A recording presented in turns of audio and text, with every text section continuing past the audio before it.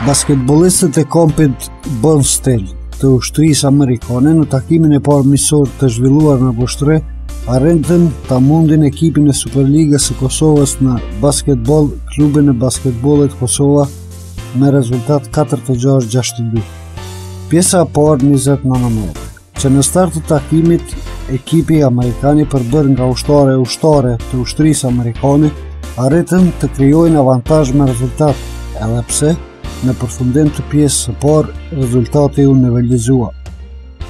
Në takimin paralojë të zhvilluar në mes të veteranëve të këtyre dy ekipeve, më të suksesshëm ishin vendasit, duke fituar ndeshjen me rezultat 46-37.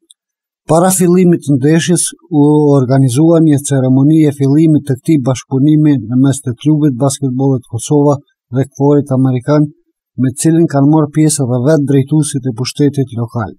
Nënkryetari i komunës Dibran Përçuku ka përgëzuar iniciatorët e këtij bashkëpunimi, për cilin ai uroi që të jetë tradicional.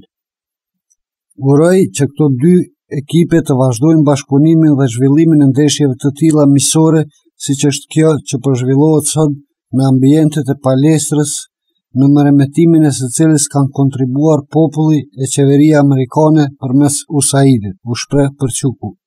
Një dhuratë nga klubi i basketbollit Kosova për ekipin amerikan, trajnerit musafir i adhuroi kryetari i klubit Sabri Parduzi. Ndeshja e kthimit mes këtyre dy ekipe pritet të zhvillohet në muajin prill në kampin Bonstell. Pas takimit, trajneri i ekipit amerikan, Togeri Ryan Pierce, theksoi: "Isha i lumtur që zhvilluam ndeshjen e sotme këtu në Vushtre dhe me këtë ekip treguam që basketbolli në Amerikë ka traditë dhe se edhe ne ushtarakët luajmë, por mendoj që në Kuqiri nuk luajti me tërë potencialin që posedon." Trajneri i klubit të basketbollit Kosova, Zaim Zenuni, gjithashtu u shpreh i lumtur për zhvillimin e kësaj ndeshje. "Kemi orar të ngjeshur të ndeshjeve kampionale dhe na u dash të i kursejmë ca nga lojtarët e ekipit të parë", u shpreh Zenuni.